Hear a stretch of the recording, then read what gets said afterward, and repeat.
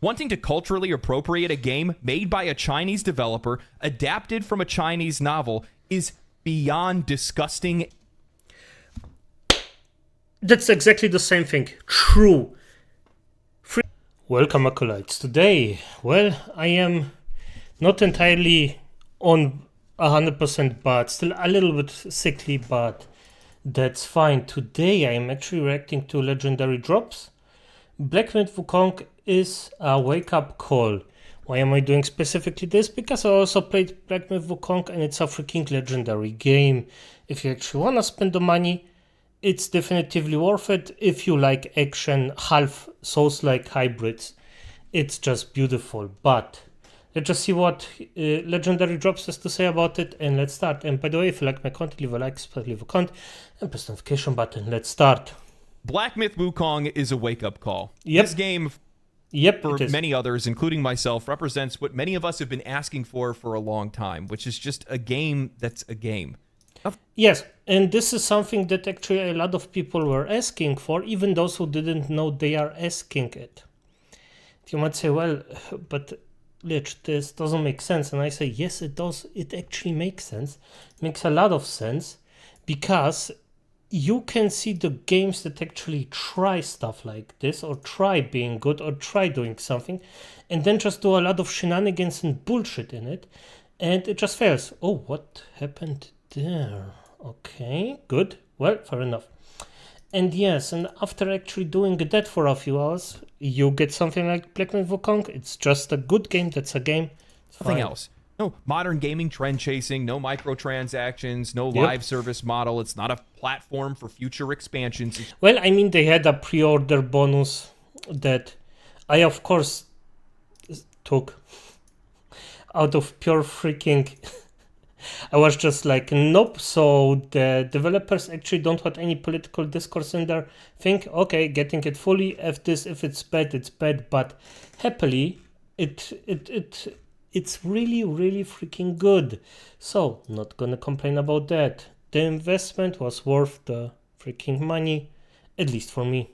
It's just a game that's delivered at a fair price that gives us an incredible experience. True. That's exactly what this game is. A damn good one at that. Yep. Through fabricated controversies and criticism steeped in biases, this game has persevered. It has sent shockwaves across the industry. Don't forget Western. In the Western parts, it persevered by actually quite literally bullshit. Exploded in popularity, and it's going to leave a lasting impact. Today, what I want to do is I want to talk about my experience with Black Myth Wukong, but more than that, I want to talk about how this game embarrassed the people that tried to stop it. Yep. And what it means for games to come. And I'm going to say this. It actually embarrassed the people by what? By being a good game.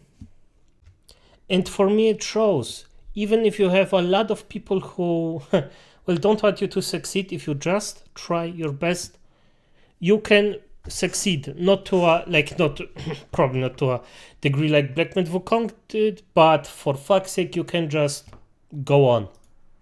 The gaming industry is at a crossroads. For years, major publishers have doubled down on the belief that live service games are the future, insisting that players crave ongoing multiplayer experiences with microtransactions, season passes, and endless content updates. Nope. I mean, yes, everybody craves that, but if you have a solo player game that just does everything so good. They've argued that single-player games are a relic of the past, too niche to sustain in an era where constant engagement and monetization are king.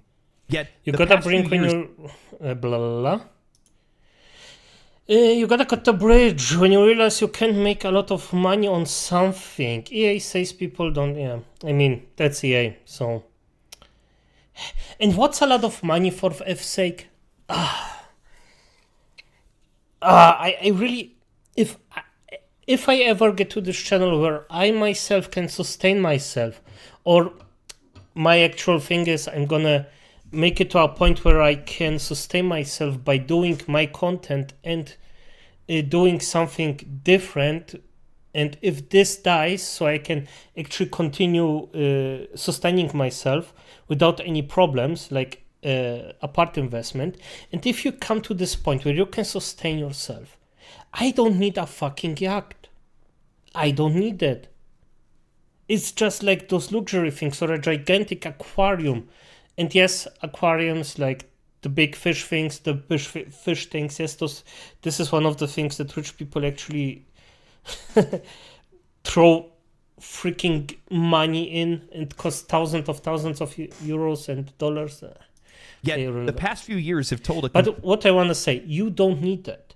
At the point where you can sustain yourself, good, hire people so you get more. And after that, at some point you get a critical mass where you just get more money than you can use. And if you reach that, what then? Well, I personally, I don't know if I get to this point ever, but if I would probably just do something good for my workers. It's that simple, because I was there. I am there. Well, not now. I am more of a bit higher. But I was there where I was freaking working down there in the freaking mud pits with the workers hand in hand. And I just say, give them something good, for fuck's sake. Completely different story. Games like Baldur's Gate 3, Elden Ring, Tears of the Kingdom, and Hogwarts Legacy have not only shattered sales records, but have captured the hearts of millions of players worldwide. These widely single-player experiences, with their rich narratives, immersive worlds, and focus on player agency, have proven that there is a massive untapped hunger for games that prioritize quality over quantity, and meaningful experiences over endless grinds. Now entering the stage is Black Myth Wukong, a game from a country that is not necessarily known for releasing AAA titles, and it's another beacon of what players have been yearning for, a well-crafted, story-driven experience that delivers on its money. Telling the tale. And by the way, it's also frightening. Especially for the people that actually want to get across an agenda. That actually that don't care about good games. They only care about games that actually can show their political thing. They don't want a good game. They just want to seem like a good human being. And most people just don't give a fuck about that. It's just this easy. Just get the fuck out, give me a good game, I don't care about the rest. You will make money, don't worry. Tale of one of the most well-known literary works of all time, that doesn't rely on the trappings of live service models or in-game shops, selling 10 million copies within days of the game's release, and breaking concurrent player number records with over 2 million players on Steam. This shift in player preferences isn't just a fluke, it's a sign of a deeper change within consumer behavior. A change that the industry can no longer afford to ignore. Black Myth Wukong was supposed to be just that, a myth. I remember the early trailers and a lot of the dialogue around it at the time, which is that this is an unknown developer, a first-time developer, a Chinese developer using Unreal Engine 5, and well, we already see the history with some of those games. This is likely a scam. I thought it was. Many people thought it was. But I also thought it's a scam until they released their thingy-bob, the list of things you shouldn't do. I was like, okay, if it's a scam, it's a pretty, really big, elaborate scam, because turning around all of this, and I was like, okay, let's just try it. And I am so happy it's a godlike game. It's real. It's so real that it doesn't feel real when you're playing it. This is one of the most gorgeous games that I've played in a long time. It feels great to play. The story is absolutely incredible. There is a stop animation cutscene in the best looking game in 2024. There is one. And you know what the freaking best thing about it is? Wait, was it after the first chapter? Yes, it was after the first. But I don't remember exactly. Was it after the first or second chapter? It was after the first chapter you actually get a cut motion stop scene. That's made, by the way, beautiful. And from that, there results a quest in chapter 3 where that you can miss. It's about a white fox. And you can totally miss that. And it just plays in the freaking cuts. It's so beautiful. It's so Oh, remarkable. I love it. The creativity, originality, Oh, and yes. beauty of this game True. is something that many modern developers can't even comprehend. Yep. But it's an experience that players have been needing for a long time. Yep. Black Myth Wukong is just a I mean, no, he's correct about that. damn good game. It's not revolutionizing game design or reinventing the wheel. It's just delivering He's a correct about high-quality it. experience at a fair price. Yep. I'm a little over 40 hours into Correct. the game, and I've taken my time playing it just because it's just that good of an experience that I want to savor it. The game Yep, and I couldn't just get my fingers out of it. It's just so... game is exactly what many others have said, a boss gauntlet. You explore Yep. areas and fight enemies, discover secrets, take on side quests, but ultimately you are fighting a boss every few minutes because the game just has that many of them. Yeah, and I think that's a very good thing. Because, let's be honest, clearing trash mobs is... Well, it is what it is. It's a, in my opinion, necessary step in some cases. Because I don't like the games that actually are just boss rushes, but I also don't like games that only have mob fights or trash mob fights. This is a good mix out of every single thing. So I love this. I love this jumping from boss to boss to boss. It's just beautiful. I think that one of the things I'm most impressed with is not just how many enemies there are, but how much variety there is in all of these different Yep. boss designs, enemy designs, and mechanics throughout the game. I Yep. felt like And by the way, I'm gonna probably step on some footies right here, but the variety in bosses is way, way higher than in any Souls game right now. And maybe except for Sekiro. But I didn't see a lot of reskins of the bosses. There was a reskin from the gigantic baby, but I mean, every boss that I fought by now, it wasn't a direct reskin from another. I can, in fact, recognize the attack pattern of every single boss that's in, and except for the giant baby, I just don't see any reskins. Maybe there will come some that I see, but and not every single one of them is like game breaking or hyper good, but most of them are good. And I mean, and no reskins, as I said, or barely any. every few seconds I was playing the game, I was already seeing a new enemy type, learning new patterns or attack patterns from them, and gaining new abilities. True. Over the last few years, I've been so exhausted with generic AAA reskinning. Studios spending hundreds of millions of dollars, but they just keep copying and pasting the same enemy over and over with a recolor. However, Black Myth Wukong is the... Oh, the Mad Tiger. A friend of mine actually told me, bah, Mad Tiger, a freaking bitch. He's so hard. I first tried him. I was barely on any resources. So, yeah. But I also had the big baby boss at the start. I needed like 7 tries. So, yeah, it depends. It depends on the boss. But Mad Tiger, just like that. Myth Wukong is the embodiment of variety. Whether it's a new enemy type, locations, abilities you learn, or spirits you collect, each time I sat down, I felt like I did not know what to expect. Yep. I think variety is really important in a game like this because if you're anything like me, the longer you play a game, the more it drags on, the more repetitive it starts to feel, and the more likely you are to just want to run through every section of the game just trying to get to the finish line because you want to say that you've beaten it. Yeah, it was the same, by the way, with me with Dark Souls 3. I just never finished the game. Because even some of the bosses, how is the freaking guy called? 2 swords. Switches between them. One big guy. I heard that it's one of the most challenging bosses in the freaking game. One shot him, and I was like, okay, if this is the freaking Borefest I'm in, I'm in. And I'm not saying that Dark Souls 3 is a bad game, but between the good parts, at least for me, you have so much freaking bullshit. I was just like, okay, it's not for me. I understand that people like it, but for me, it was like, okay.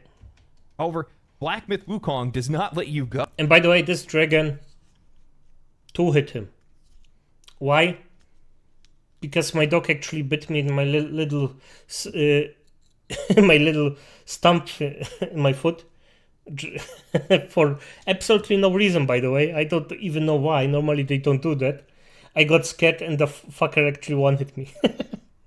Oh, this game sends out flashes of brilliance at every step, reimagining what the experience of a semi-linear action game can be and pushing the medium forward. Yep.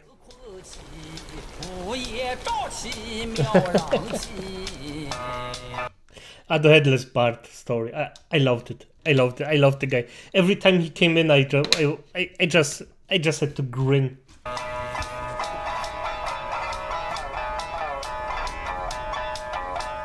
I was already impressed with how jaw-droppingly gorgeous this game is. However, ever so often, I would find these lookout points where you would go to sit and meditate, listen to calming music, seeing the masterpiece that is this game's world design, and being rewarded with a talent point upon completion. I'll be real, I don't really normally like this kind of thing. I see it as a waste of time. However, in a game like this, after fighting countless enemies, sweating it out on bosses, these meditation points facilitated making this game feel more like an experience rather than a game. It gave... By the way, I agree with him. It was the same thing with me, just full-on meditation point. I was like, okay, if I have to do it, I have to do it. But the game is so gorgeous that even the meditation points actually... Not because I'm not like that. If I need a pause, I just pause for 5 minutes and it's done. But the entire thing was just like, this looks so beautiful. Every single meditation point gave me the time that I needed, a moment to drink it in, refocus, and venture forth. I loved it. I remember when I finished Act 2, and I really hope other people share this experience, but I was met with a stop animation cutscene, and I just sat there awestruck. The artistry and imagination on display ripped me away from any other distractions. My attention was fully on the game. My respect was fully on the game. After this, I started taking notice to every sight and sound in the game. How well crafted some of the statues were. How areas never seemed to repeat themselves. How the music would flow in and out, trying to evoke a very specific emotion depending on what you were doing or where you were. I can't tell you how much I appreciate this game's story, character writing, voice acting, musical, and visual production. When I started playing, I knew that this game was going to be good, but I never imagined an action game or a first-time developer like Game Science to deliver a story experience rather than just telling you a story. You have to listen, truly listen when you're talking to NPCs because they'll often give you hints at side quests and objectives that will deepen your understanding of the story and its meaning. Yep, and it's not generic. Every time you talk to an NPC, the personality of the NPC actually shines through. Well, I have a hard time with names, so I'm just gonna say my favorite is the medicine wolf guy. I just like his energy. He's over the top, but so freaking grateful. Time and time again, you just see him like it. I just love specifically that one. It blows my mind. But the other one, Shenlong, even the blacksmith tiger you can challenge. Yet the drunk monkey, I mean, he's the drunk monkey, okay? Those are all the freaking guys who can buy and update stuff. But even the dragon lady, the freaking wild hog little guy that actually follows you. And by the way, he's really, really useful. The little hog guy actually isn't worthless. He can fight. He can stun enemies. He can actually kill them. He does okay damage, and he even heals you. He's freaking awesome. How few journalists and professional reviewers took note of how satisfying and unique the narrative delivery and overall experience of playing this game is. There is a timeless appeal to a game like this. It's delivering on something that goes far beyond entertainment. It's something deeper, it's something more personal, and ultimately more satisfying. More satisfying than the vast majority of games I've played over the last few years. Yep, I agree with him. And this is one of the reasons why I love seeing smaller studios and new studios come up, is because they get it. They still remember that a game is art first and a product second. Yes. You know what? I would say it's a mix of both. It's a definitive mix of both, but they are at the same kind of importance. Because even the thing is, I see art in general as a product. And why would I say that? Because you can have the prettiest art you ever done. You can do something incredible. But if nobody sees it, nobody likes it. Simple as that. I mean, just get the soup can in the museum. I think it's bullshit. I can draw a soup can on a piece of paper, but the context matters. And people think that it's art. And if it's art worth a lot of money, then it is what it is. I personally just don't understand it. And when you're a company like Game Science and you pour everything into a game because it's the game that you want to make and you love what you're making, well, this is the end result. A game that gets that message across, and it makes a lot of money. Profit Yep. comes after. You have to make a great game first. Yes. Make something good or something that people like, and then the profit will come.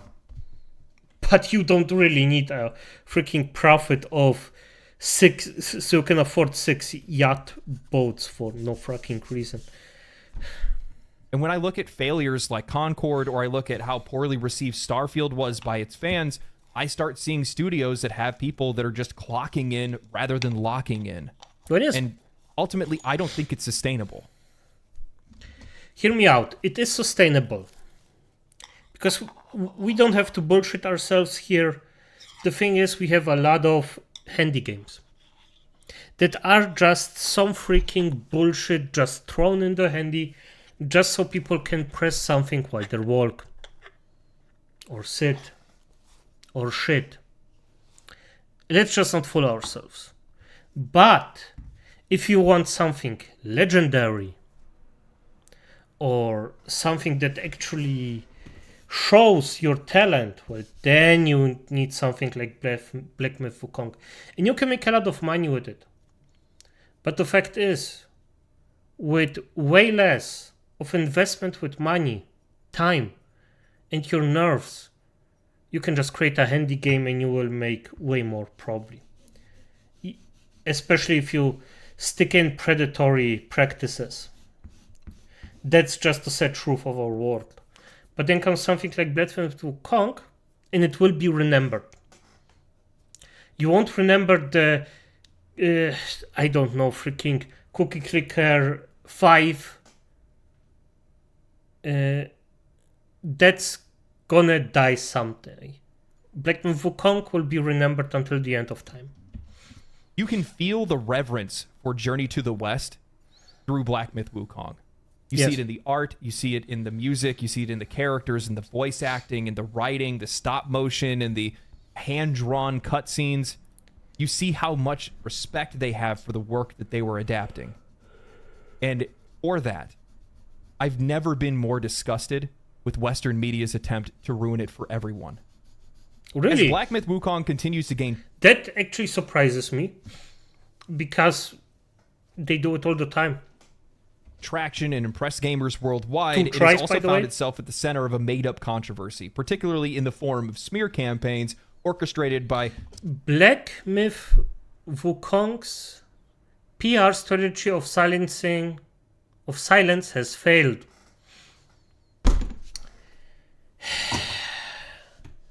So call that failure, huh? Just see Steam charts. Oh, Black Myth Wukong. So, interesting. Very, very interesting. Playing an hour ago. Well, my dear Tessa Kur, I don't even know. The gamer, of course. If that's failure for you, well, then I want to fail exactly at the same rate. Some Western journalists and media outlets. These efforts, often subtle yet pervasive, aim to undermine the game's success and cast doubt on its quality and legitimacy. The criticisms of Black Myth Wukong by certain Western outlets like IGN isn't about the game's content. I think it's a reflection of a broader discomfort with the rise of non-Western developers in the AAA space. Yep. And developers the media has no power over. Yep. Why? Because they cannot push their agenda. In the West, like with us, we actually have a lot of dumb fucks that still believe that this is profitable, and it is by now. I mean, it slowly becomes unprofitable, but I mean, it never was that particularly profitable, but also a lot of people just bought really bad games just because they played it for a long time, like Assassin's Creed. And yeah, it worked for a time. Now it's starting to lose its actual worth, so now they are, and now something out of China, and you cannot tame China. China does what China does. So yeah, they won't push your agenda. They push China agenda, or at least they push their own thing. Like, I don't have particularly the feeling that the makers of Black Myth Wukong got particularly butt fucked by China. So there's that. Which I think is all the more obvious as many of them have run to play defense for Sony's recent failure in Concord. Yep. Oh, they ran in defense, in fact. And it didn't do shit because it's a very, very bad game. The smear campaigns tend to focus on nitpicking details, spreading misinformation, and creating narratives that paint the game in a negative light. Yep. Hoping, praying... And by the way, that's not for gamers, that's for casuals. Or casuals. People who actually don't game but look for a freaking reason to not game. I also don't understand it, but if you have people around you that actually don't game, and they are like, yeah, but this and this happens in this game, I'm like, yeah, okay, but you don't have to play it. There are other games. And even one of them, a lovely lady, I actually gave her some points of, hey, play this and this, you will like it, and she loved it. that people find... And by the way, the game was freaking Dark Souls. And the lady, 50 years old lady, actually freaking played it on her son's, on her grown-ass son PlayStation, Dark Souls 3, and she was like, damn, that's good. Damn. them relevant and take their criticism seriously. Because I'm a legitimate journalist. Everybody's favorite gaming reviewers in Kotaku took to writing a lengthy review of Black Myth Wukong painted in a temper tantrum. With the introduction reading, "There's a moment in Black Myth Wukong where it is the perfect visual metaphor for the game's hopeful, proud ascension as China's big breakthrough into the Western AAA pantheon. Unfortunately, that moment is restricted, and we can't talk about it. There are moments in Black Myth Wukong of such enthralling beauty and visual poetry and myth-making, almost unlike anything we've seen in the current AAA gaming space right now. We can't show them to you or discuss their contents. There are realms of lore and mythology and parables and morality plays dancing with such wild abandonment and fantastical, whimsical, imaginative character work and design, giving depth and beauty and context to the otherwise obtuse narrative of Black Myth Wukong. We can't tell you anything about them." And the review continues like this. "This childish behavior is in response to a leaked email from Game Science's PR partner asking creators who were..." Yeah, this was the moment where I was like, okay, I'm gonna inform myself, and went into the hype. And I am happy I did. "Given codes to refrain from talking about politics, feminist propaganda, fetishization, and other content that instigates negative discourse." Yep. And I'm gonna be honest, I don't even find this as bad. It's normal. I mean, I wouldn't want anything to be associated with fetishization, some toxic freaking politics, violence, feminism. No, just F off. What? And a lot of those games actually also have something where they write you in that you shouldn't compare it to other games. And I know that Black Myth Wukong really was defensive about calling it a Souls game. Kotaku, as well as many other journalists' response to this work, can be easily read as, we are mad that we aren't allowed to talk about anything that doesn't have to do with the video game, so instead, we're going to write angry reviews with backhanded comments. Yep. Legitimate journalists will take issue with this. I'm going to keep it real. I don't know the context of this email. However, as a creator, this looks like a poorly written briefing for sponsored content. Journalists can seethe all they want. However, if you are paid to do a job, you do the job as instructed. What company Correct. is going to pay you to talk about their game and talk about unrelated things to the game that they are paying you to promote? You can claim censorship, that's fine, but these demands are no different than the expectations of anyone else who has a job. Albeit these topics are a little bit more sensitive to China and specifically Black Myth Wukong, as the game has suffered at the hands of IGN and other outlets parroting misinformation about alleged sexism at Game Science. But they wouldn't understand that, would they? Because after all, they can't even do their own job. I mean, whoever's claiming there is a lack of diversity obviously never finished Chapter 3. Well, I mean, a lack of diversity. Even in Chapter 1 and 2, you literally have, at the start, Chapter 1, you find snake people, like those coyote or wolf people.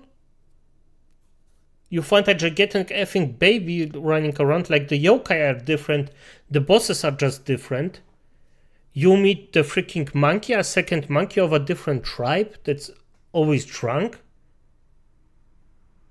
Undead snake people, Chapter 2. You have the hawk people, or just like Wildschwein, White Sow people running all around. Like some kind of freaky stone golems, or just feet with a stone on their body. I don't know. Where's the lack of diversity? There is enough. The face of the destined one. I'm offended by this.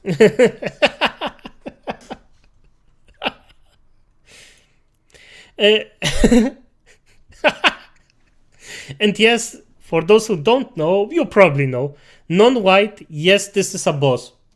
A two-part boss, and effing annoying. Because I pushed him down the freaking cliff, and I thought, well, shit, it's bugged, I'm fucked, I have to repeat this.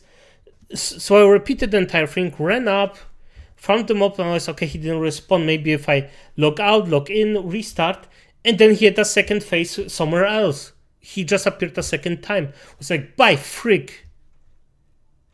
By this. Review after review of Black Myth Wukong soured by unconfirmed and mistranslated information, self-righteous, self-serving reviewers turned activists, docking review scores, attempting to push players away from this game, all in the name of their brand of justice. Yes, and by the way, if you have something like this, then just go away and don't use this site anymore. F them. What I would say is the following. If you see something like this, just look it up on YouTube, or a game. Look it up on YouTube, how somebody that you have like a similar taste with a YouTuber, and just look at it and hear them out if you may like this game or not. This is way more helpful than this. Game performance is unpolished. I actually wanted to shit on it, but no, this happens. Yes, it it has certain mistakes in, not enough to actually make the game kaput. Second point, no, this is the I'm shit on part, as I already explained. Gameplay repetitive over time. Not really. Not really. You really go easy in. And I mean, of course, if you always use the same things, that's on you. But honestly, I went from a clone build. Right now, I'm going for a Spellbinder build all the time. And yeah, I mean, from the Circle of Fire game plan build to a lot of things, it also depends a bit on the weapon. I actually customize my gameplay on the staff or on the weapon I just found. So with the spear, of course, I'm using the spear thing or the spear tree. But before that, I actually used a staff with defense, and I was more on the smash stance. So, In the name of their brand of justice. Tell me, where is the justice in docking review scores due to the lack of inclusivity and diversity in an adaptation of one of the most respected novels in China's cultural history? Because it doesn't include your modern beliefs. Wanting to culturally appropriate a game made by a Chinese developer, adapted from a Chinese novel, is beyond disgusting. That's exactly the same thing. True. Freaking social defenders, but they appropriate cultures of different culture so it fits their freaking culture that is there right now.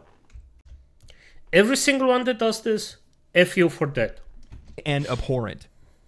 You know, there was a game that came out earlier this year, Tales of Kenzera. This really cool Metroidvania game, very creative, that was made by an African developer with African characters. None of them said anything about diversity then. Of course not, because it's not about diversity, it's about control. Logic is never applied evenly because they don't believe in it. Yes. It's just a convenient vehicle to maintain relevance. Yes. I am beyond happy that Game Science never responded to any of these allegations because they had no responsibility to have to do so. You're not responsible to game journalists. What authority do they hold? None.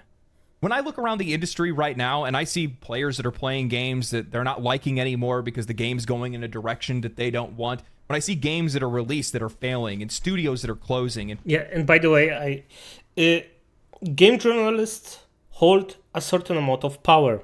Don't underestimate it. But time and time again, the relevancy they actually build up, they lose it time and time again, even more because they are just basically bullshitting. People that are getting laid off. I'm seeing a lot of games that are being influenced by people that have no real power.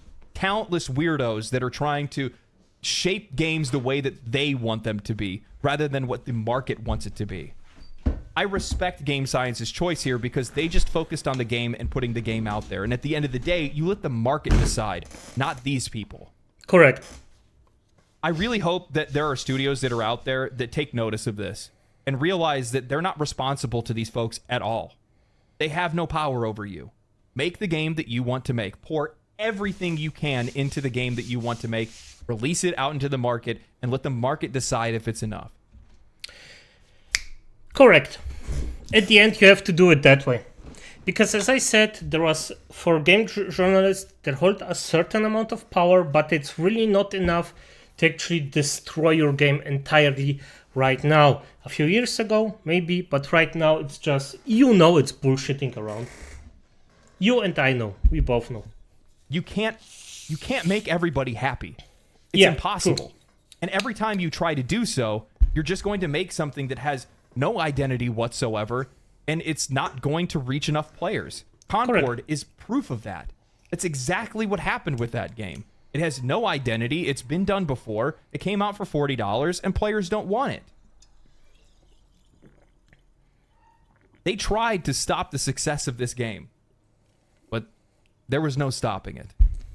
Now, as I mentioned previously, within days of the game launching, it had already hit 10 million copies sold. And on the day of its launch, it rose to 2.4 million concurrent players on Steam. Now it's steadily sitting over 1 million players as people have started to complete the game. A popular headline that ran for about a day was that the game had lost 2 million players within a short period of time. Yeah, and I mean, for fuck's sake, there are still more than enough players playing it. It's a few days since then, so I mean, it's still a solo player thing. Is as soon as most people just finish it, they finish it. At 1400 UTC, the game was at its peak. At 2300 UTC, the game had lost millions of players. Some people had immediately started claiming that the game was being botted. However, this is a clear indication of how popular the game is in China, with many of those players helping Steam to break its all-time concurrent player count across the entire platform, as well as now being the second most played game under PUBG and dethroning Palworld. Now, there's an important story here that's not being discussed. If we look at the top 15 games all time played on Steam, including free-to-play games, 7 of those games are widely single-player games, while 6 of them are live service, with 2 of them being Lost Ark and New World on life support. Yep. With as hard of a push as we have seen with live service games over the last few years, whether it's full live service or games adding adjacent features like in-game shops and battle passes to single-player games, we are seeing a massive shift from the side of the consumers towards single-player experiences. And can you blame us? Every time I see a new live service game release, I ask, what are you thinking? Yeah, I mean, every time I see a live game service, I actually always I hope it's good. I hope it's a good game. Because I actually wish for a live service game that I can put my time in. But I just didn't find one that is worth my time. It's that simple. I was hyped for New World, and you know how that ended, and is still. Final Fantasy, well, not entirely my thing. I mean, I played through the Dark Knight story, and I loved it to death, but that's all for me personally. World of Warcraft? Yeah, forget that one. That's a corpse that's slowly dying and bleeding out. So, yeah, I just don't know what. Players only have so much time and money, and when we are invested in other games, what makes you believe that we're going to come to play your game? Game Science could have easily went and made a gacha game over Black Myth Wukong, but they didn't. They ignored the trend in their country, and I think it was the right thing to do. And honestly, I think it was foresight more than anything else. Why do you think... By the way, one tap this guy, but I don't remember this scene, because specifically the little guy was actually a previous boss where he just shit all over his son. And I killed the small guy first. Because I thought there could be something fun out of it, so they get an extra item. Recently, we've gotten games like Grand Blue Fantasy Relink or Stellar Blade, both games made by developers that primarily make and run gacha live service games, choosing to instead go to make premium games. Developers are waking up to the realization that there are so many players to sell to and not so much time and money that they can invest in other games. Sony's Concord, in contrast with Black Myth Wukong, is the perfect example of this. If you're going to release a live service game that costs $40 and brings nothing of value, you won't succeed. We are at a point of saturation in which you can no longer borrow time from players that are invested in other games. You have to make them quit playing other games to play yours. Or you have to offer something that isn't a live service so they can play it at their leisure. And this is where Black Myth Wukong and many other premium single-player experiences truly stand out, unlike the countless live... I actually like this. Premium. It sounds good. Premium experience. Even if it's bullshit, but it sounds nice. Service games that are demanding our time and money for extended periods of time. These games offer a complete, self-contained experience, a premium single-player game that respects our time and our money. It's a game designed to be enjoyed, not endured, and that's something that resonates deeply with players who are growing increasingly disillusioned with the constant grind and monetization schemes that have come to define modern gaming so much. What Black Myth Wukong and similar titles prove is that there is a vast market for games that are focused on delivering a polished experience without reoccurring payments or perpetual engagement. These games remind us of The heart of gaming isn't the endless updates and battle passes, but it's the stories we tell, the worlds we explore, and the characters that we come to care about. Yep. He's true about that.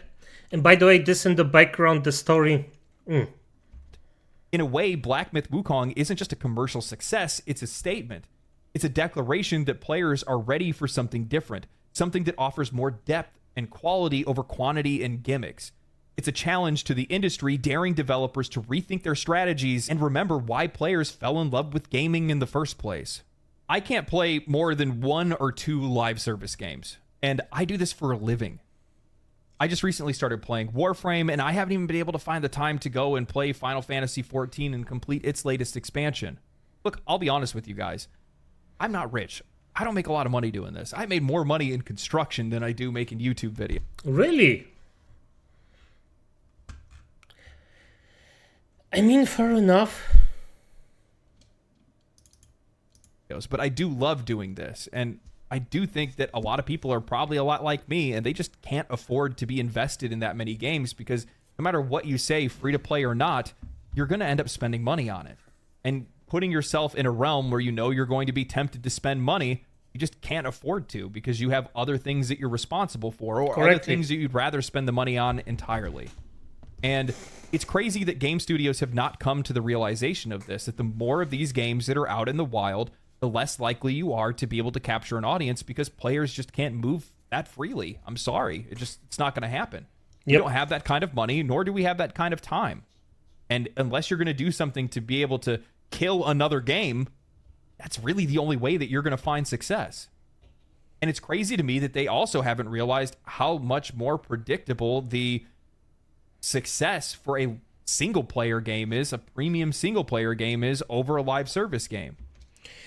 I mean, it's not that predictable, to be honest, but I think that a well-made single-player game will outshine a live service game at the moment because we clearly just have way too much live service games. Let's just take this one out of the way.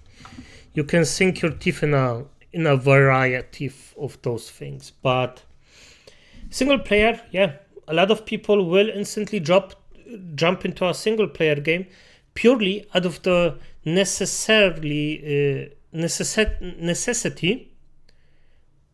that you just don't have time for it. Sometimes or most of the times I'm just jumping in and jumping out. That's all. I don't have time for a live service game as that.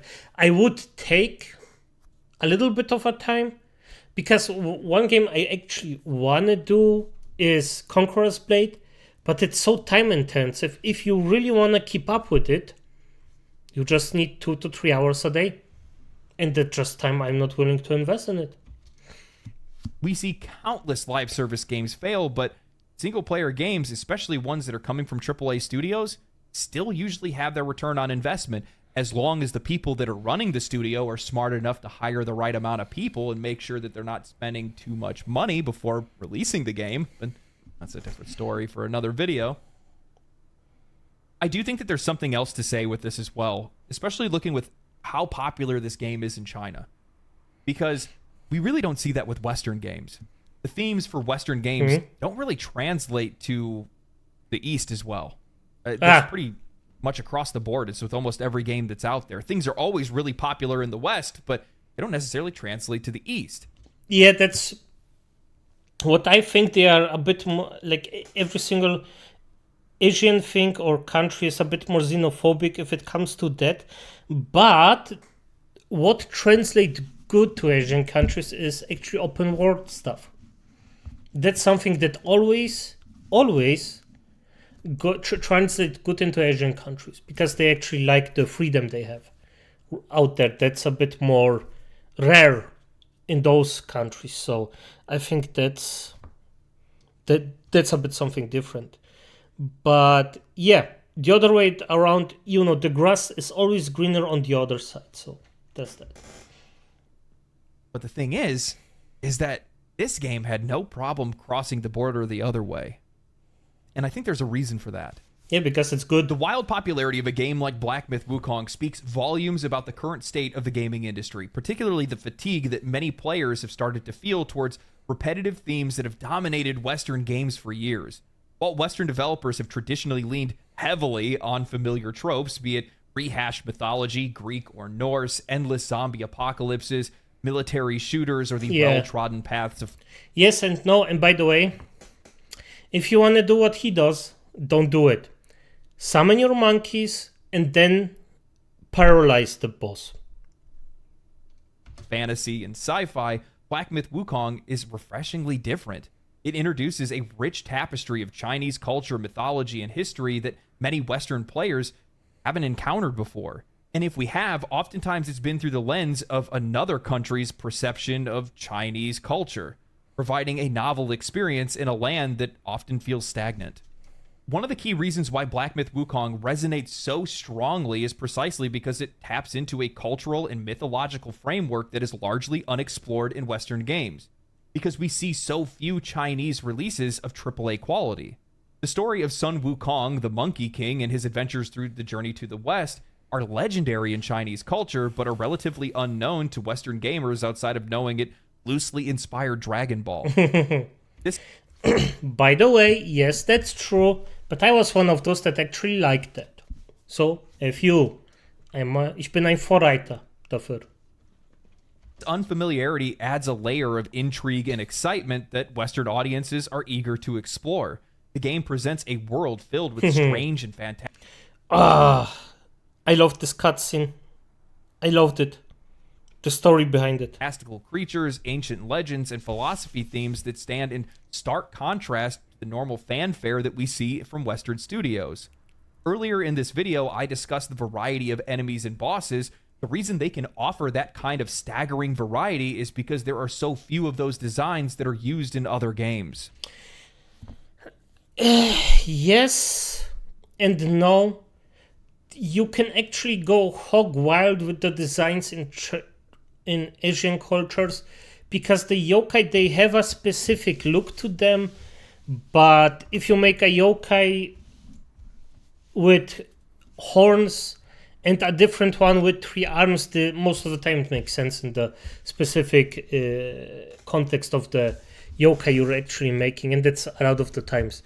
While the Western demons and things like that have a specific look to them, and they don't really shine out of their way. And both have their good and bad sides, but normally if you're a bit more restrictive about your thing, you can get creative with that. I need you guys to understand, this contrast is crucial. After years, decades of playing through the same iterations of the same concepts, whether it's the upteenth military shooter that's set in a vaguely Middle Eastern conflict, another dark fantasy gritty post-apocalyptic world overrun by zombies, or yet another fantasy epic that borrows heavily from Tolkien, players are hungry for something new. Black Myth provides a window into a different cultural worldview, one that feels fresh and invigorating compared to the often formulaic approaches that we've seen in Western games. The aesthetics of Chinese architecture, the fluidity and grace of martial arts, the intricate designs of mythical creatures. I can't tell you guys how many times I lost and had issues fighting certain bosses that used martial arts because none of it was familiar to me. The mechanics were not familiar to me. I'd never seen them in a game before.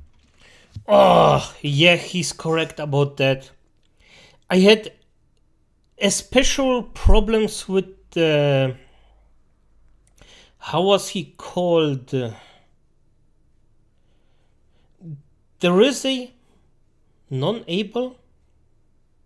He had a pretty ironic name. It was a martial art monk that had his hands bind behind his back, and in the first phase he only used his feet. In the second one he actually broke free and used his hands and feet. And for the love of me, I just couldn't connect with that guy. He almost always hit me. So I just relied on bursting him down. But I just couldn't, for the love of me, get him right. These elements combine to create a game that feels both exotic and authentic. It's a world that invites me to not only engage with a different type of storytelling, but immerse myself into a cultural experience that is vastly different than what I'm used to. In an industry where innovation often feels constrained by what's familiar and safe, Black Myth Wukong shows that there is a huge appetite for stories and settings that break the mold. Yep. It's a reminder that gaming, as a global medium, has the power to transcend cultural boundaries and introduce players to perspectives, ideas, and experiences that they otherwise wouldn't have. As the game industry has grown into the largest entertainment industry in the world, it has attracted investors and CEOs who are demanding safety, security, and consistency. And as a response to this, many of these studios have become stale. Yeah, and it actually damages the game industry.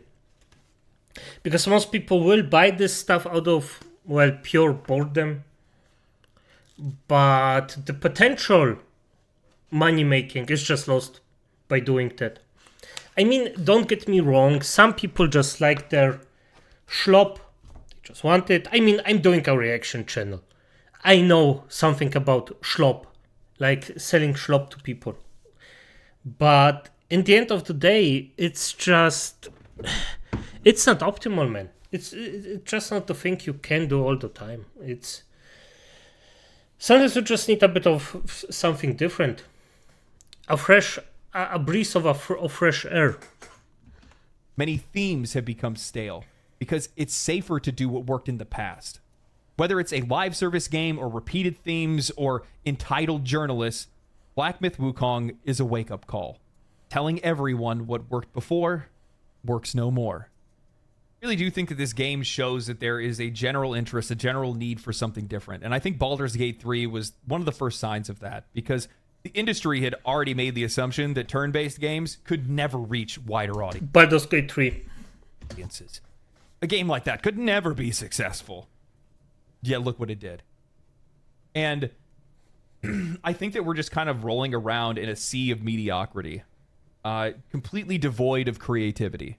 And games like Black Myth or Elden Ring or Baldur's Gate 3 are those moments where we get to come up for fresh air and we get reminded of what games can be, what we can realistically expect for the prices that we're spending on some of these games. It's not to say that every single game that comes out should be an absolute massive hit, huge banger, but that's kind of the expectation that we have, that you're at least trying to hit that mark. But it definitely doesn't feel like that with any of the games that get released, especially for the prices that they're trying to charge. Black Myth really does feel fresh. Like, genuinely, it feels fresh. I can't tell you how many times I had problems fighting certain bosses just because I never recognized any of the attack patterns before. It threw me for a... Okay, that's on you, brother. But no, it's really not Dark Souls difficult, but I understand him. Loop.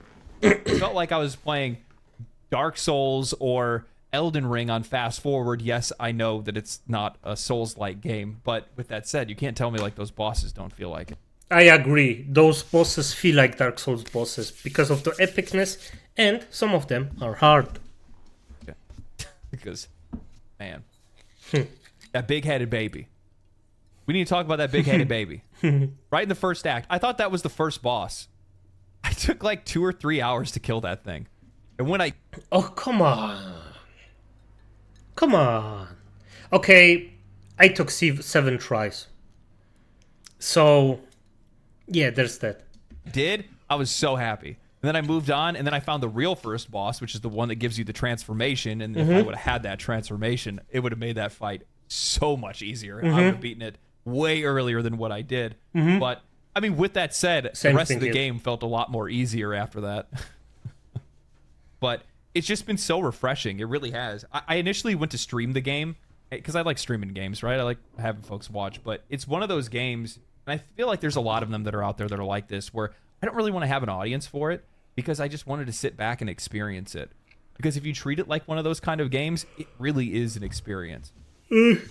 Sorry about that. And yes, it is. Especially, there are every single round of Black Wukong just...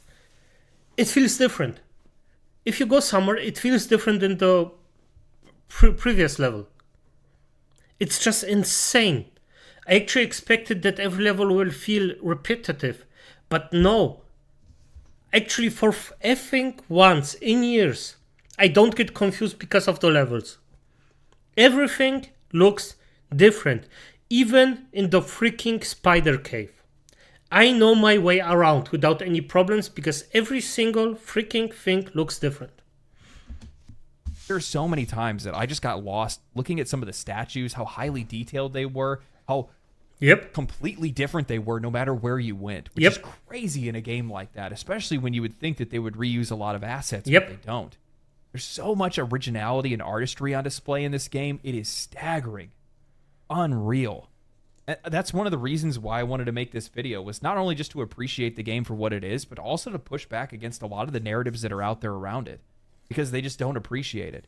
They don't appreciate it because they didn't bend to what these Western journalists wanted them to say. And it's ridiculous. It's childish. And it's really disappointing as... It's disappointing. You know what, mate? Bullies will be bullies. There's no around it. But you cannot cater to bullies. That's always the difference. The childish thing here is that you actually cater to bullies. Never do that. Grow up here, and if you can, defend yourselves against bullies. It's simple as that. Life is life, you can't do it always. Like if it's a job or something like that, and it's the boss, then you have to search for something else, or just maybe manage it. Maybe it's, or a lot of the times that actually worked with me was like, nope, we're not playing that. You shut up. We're done here. Don't continue that. Or if somebody makes fun of me, I basically don't care most of the times.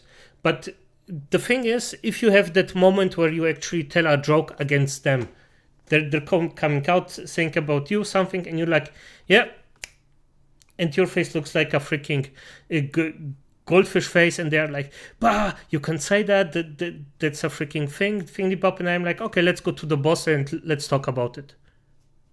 Most of the time, they just completely don't fuck around with me anymore. It's that simple. Because if you actually get the bully to speak with the boss, and you have people who actually heard your things, instantly just go to the boss with them, just tell them, come on, no, you're done. If you're not going with me, then I'm going to the boss alone, and I'm gonna speak with him like that. Or best case scenario, they didn't realize I'm their boss, and then I was like, you think that's okay? Oh, I'm your boss. Oh, you didn't know it? Well, F you then. Yeah, also got that one. As a consumer, because these are the people that are trying to be tastemakers. Sorry, my voice. I've talked a lot. Continually for a very long time. Losing my voice now. Yeah. It's disappointing as a consumer, because the thing is that it's just going to show that you really can't trust anyone other than yourself. You can't. You can't read what they say, because often it's going to be steeped in criticisms that are true, so biased. It's unreal. It's just crazy. If you go through and you read some of these things, it blows my mind the way that they would try to paint this game and kind of picture that they've been trying to paint it in. It really is sad. Their relevance is burning up faster than I can make videos on it. But yeah, I hope you guys enjoyed this video. I absolutely enjoy making videos like this. These are my favorite videos to make. I think you guys know that by now. Many of you. Oh, I'm actually happy for that, but I'm still gonna cut you off here. But as it is, acolytes, I hope you enjoyed this one. Damn, this is a long one. Oof. Okay, but as it is, good night.